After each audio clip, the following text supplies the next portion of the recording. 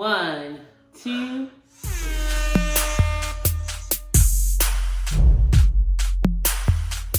Hey y'all, and welcome back to Family Ties. I'm your girl Kristin. I'm Megan. And we are the Hale Sisters. So as you guys know, on Family Ties, we have bomb conversation about different topics. So today's topic, as you already know, is too saved or not saved enough.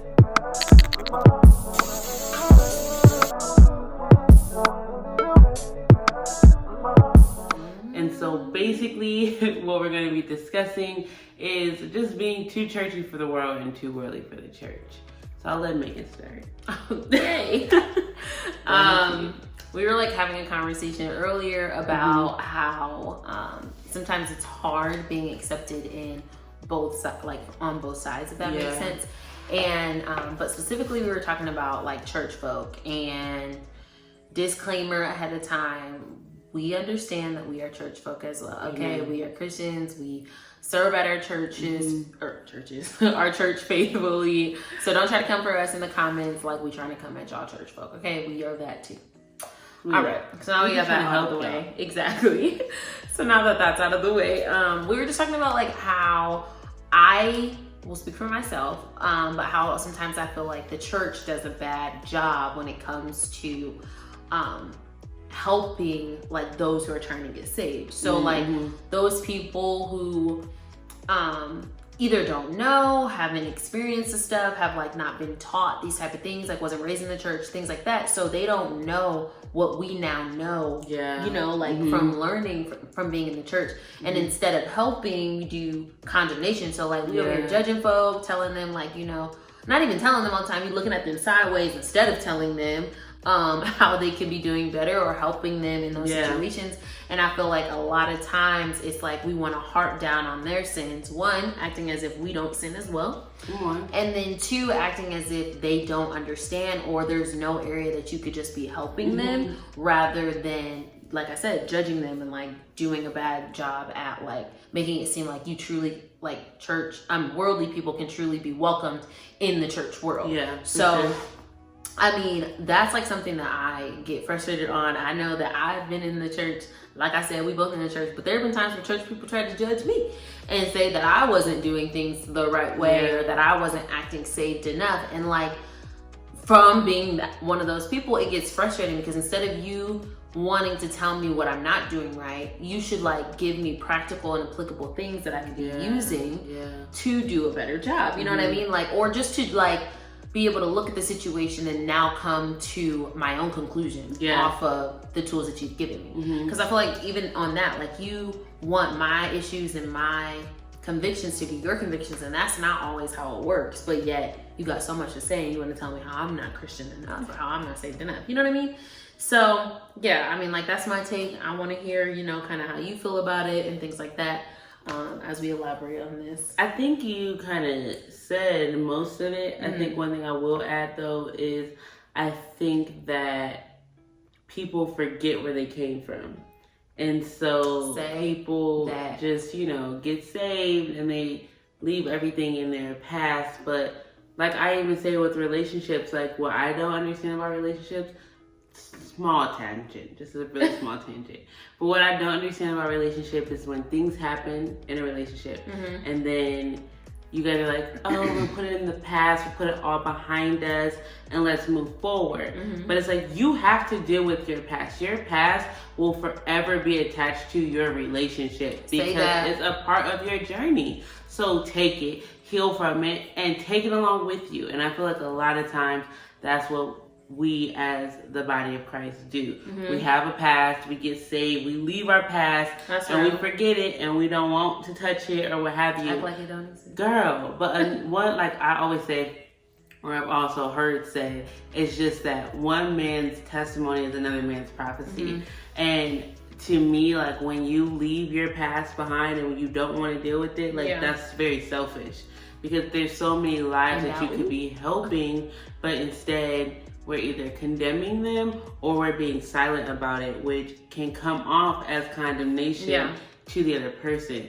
So I just think that we just need to take our stuff with us and just be authentic. All flaws, all scars, everything like that, and just be okay with whoever you are. Yeah.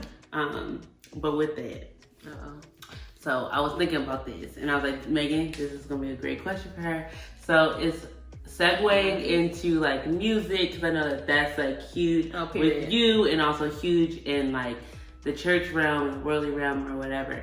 But specifically, I want to discuss like the Kanye situation.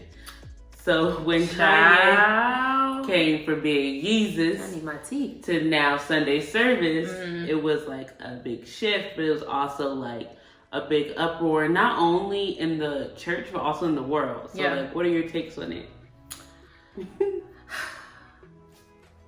Let's just take a moment. Honestly, I was ready. No, for real, like that's something. I'm glad you brought that up, because that is something that I feel like was such a big topic in both the world and the church. But from the church, we did an awful job at how we handled it. Like, let me start by saying, like, I personally don't have any issues with like secular music and things like that from the get-go. So I'm like, that's just not my problem. That's not my issue. So I was fine with like who Kanye was prior to this. But when it first came out that he started these Sunday services and things like that, I'm not gonna lie, like I was wondering, like, what is it? Like, you know, the history that Kanye has with the whole Yeezus stuff and things like that, it make you be like, bro, you just was claiming yourself as Jesus. So like, it's a little random for you to now want to do a Sunday service. So I was curious, like I was like, you know, a little questionable on just like, what's the goal? Like, what is he going for? And then as social media started to show, like, you know, what it really entailed, what Kanye was doing, what it looked like and things like that, it was just more like I got more insight as to what Kanye is doing. And I just was like, me personally, I didn't have a problem with it. I didn't necessarily even have a problem from the beginning of it, as much as like I didn't know what it was. So the more, you know, information we had, the more you could be like, oh, like, what's your take on it? And so I personally was like, you know, this is his way of becoming saved and things like that, then I'm all for it, you know? Shout out to you, sir, for like coming to the Lord, you know? But my problem was after Coachella, when it was like, you know, oh, Kanye has declared himself as, you know, saved and all this stuff, the church wanted to act a fool. I mean, like, it was just like, you know, is he saved enough? Or is he truly saved? Like, how do we know? Or, you know, I don't have a problem with, you know, Kanye doing this stuff, but I just feel like he needs to be under some sort of leadership and mentorship. He shouldn't be out here acting like he's a pastor. And the truth of the matter is, if you don't have Kanye's number, and if you don't have a way to talk to him directly, you do not know what he does behind the scenes. Like, you don't know if he has a mentor. You don't know who he's sitting under. You don't know even who he talks to on a regular basis as to who's helping him in his walk. And I feel like that was something that like Christians just like did a really bad job at like handling, because it's like, once the Jesus is King album came out, now everybody's like, oh, he really saved y'all. Like, he was really out here. He even put some little throwbacks in there and things like that. And it's like, so it had to be acceptable for you to him now really being able to classify himself as a Christian. Like, that's not fair. And I feel like that's one of the problems that I have when it comes to being too worldly for the church, is you guys now want to make it seem like there has to be a certain path and a certain route, and it has to look a certain way for you to really be a true Christian, or for you to really have classified yourself as saved. And I definitely was not here for it at all. It irritated the crap out of me. It still does, if you can't tell. And I knew it was a great topic for her. She's very passionate. I just think, I mean, like, I'm sure you have some like feelings on it as well, because I just think that it wasn't handled in the best way, but now we want to act like we're supportive. But I'm like, this is the problem with the church sometimes, is y'all want to condemn, talk about some, that's not real. And then now you want me to really believe that you're a true supporter of me? Like, no, that's you look hypocritical. So, I mean, I'm sure you guys understand. I mean, I know you asked me, but it took it, but you know, it's fine.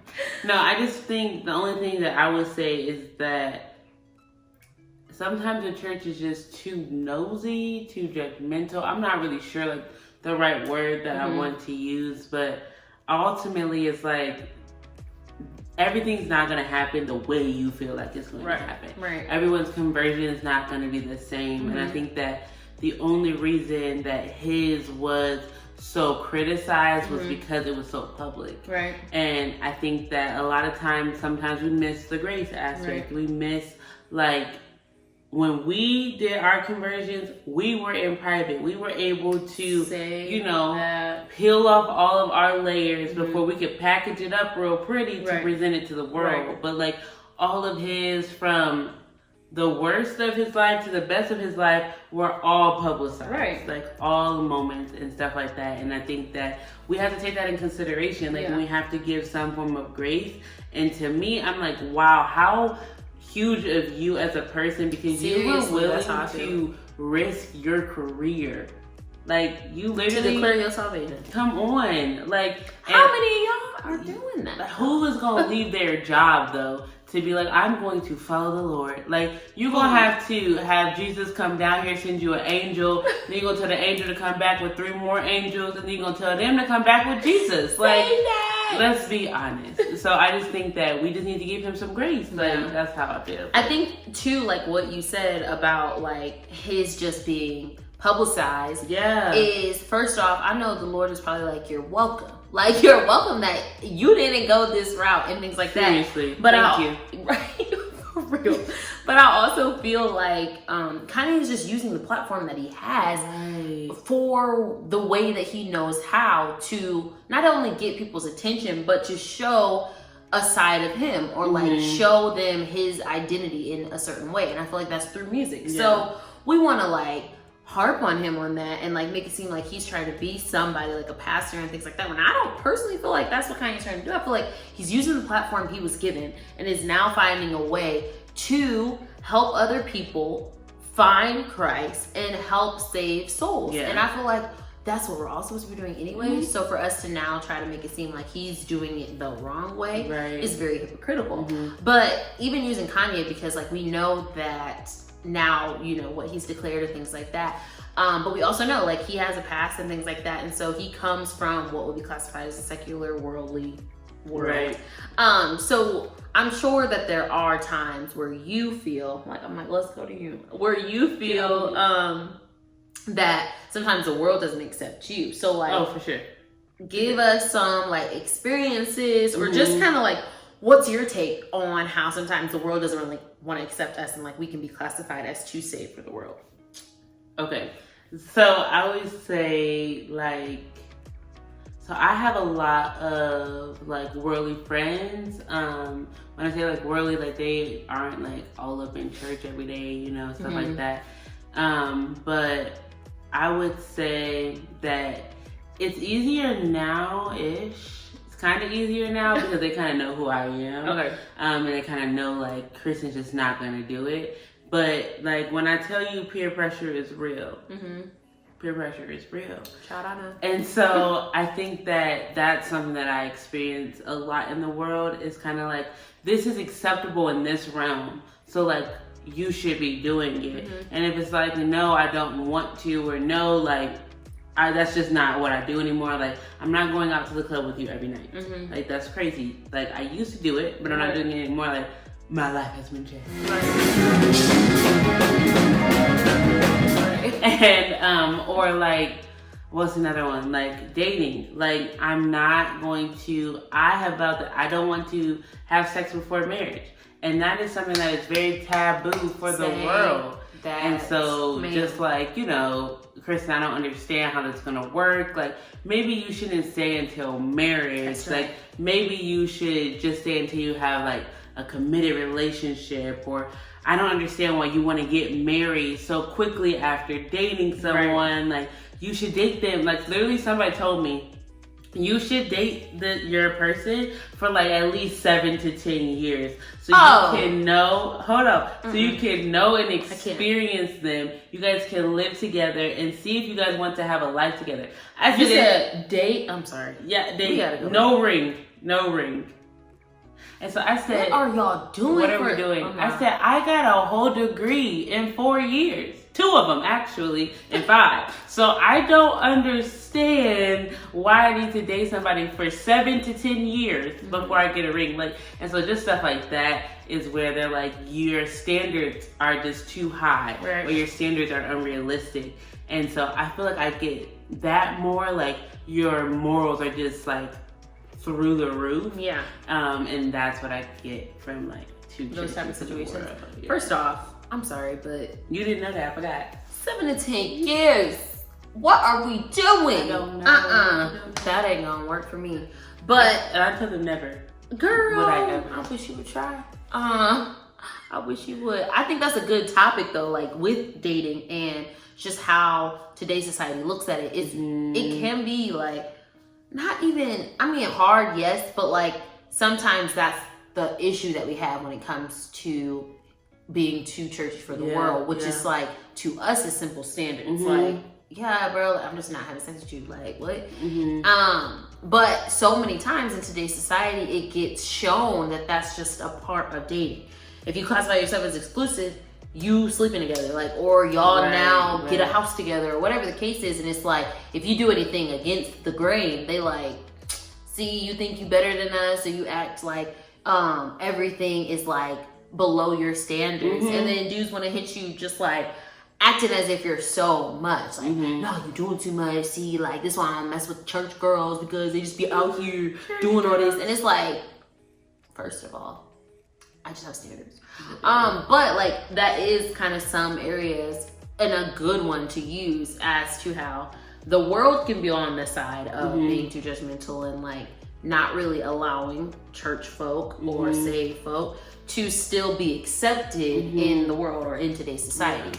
So I think it's an issue on both sides, and I think obviously it stems down to, I mean, I'll speak for myself, but it stems down to like just judgment on like, oh, for sure, both ends. Because I feel like in the world, like they try to judge you out of fear of being judged by you. Oh, so say that. So yes, I would definitely say judgment. I would also say like it boils down to just not minding your business. Oh, pure. Everybody's path is different. Everybody's walk is different. Everybody's lane is different. What you're supposed to do in that lane is different. And so I just feel like just mind your own business. Like if nobody is hurting you, themselves, or someone you love, like let it be. Right. Like and, let it be. Sorry to cut you off. But like also when it comes to that, like you said, stay in your lane. Like it's okay if your lane looks different than the other person's. Like it's okay if hers is red and yours is blue. It don't make it wrong. It's totally fine. And I feel like there are times where people try to make it seem like if it don't look like mine, then it has to be wrong. And then there are other people who being so caught up in, well, I don't want to make nobody like feel no type of way about me, so I'm gonna just color mine into making it be the same color. It's like So I feel like, yeah, like you said, mind your business, stay in your lane. Stop judging folk, and don't be hypocritical. Like, don't be ashamed to express yourself, and also like expose yourself and your history as to what you come from. Because like you said, your testimony can be somebody else's prophecy. And like, that's what we need to keep at the forefront. Like when it comes to just living in today's world and helping people in their just paths of life in general. So I'm so glad that we had this conversation. I personally feel like it's something that needed to be had. For sure. Feel free to give us your takes. We'd love to hear it. So in the comments, if you could just tell us, you know, what do you get from people? Are you too worldly for the church or too churchy for the world, or both? Period, or both, as radio would say. So let us know. If y'all have never seen the movie, like, you should watch it. You would understand it because you're gonna go watch it. So if you have not already, go ahead and thumbs up this video if you feel like you got something out of it, or if it was just a great conversation to you as well. If you have not, which honestly I don't know why you wouldn't, but I won't judge you because we just talked about that. Go ahead and we're gonna look at you crazy, right? Go ahead and hit that subscribe button. And then also, if you want to click the bell to get the notifications as to when our next videos are coming out, feel free to do that as well. Lastly, do not forget to follow us on other platforms such as IG under our name, which is _Hale Sisters. My personal page is I am Megan Hale, and yours? I am a Kristin Joy _. And if you have not already watched our previous video, feel free to go ahead and click that right after this one and be sure to just catch up on all of our current videos. Thank you guys so much for joining us for this one. We look forward to seeing you guys soon. And that is everything. That's it. See y'all later. Bye. Golly. Gotta be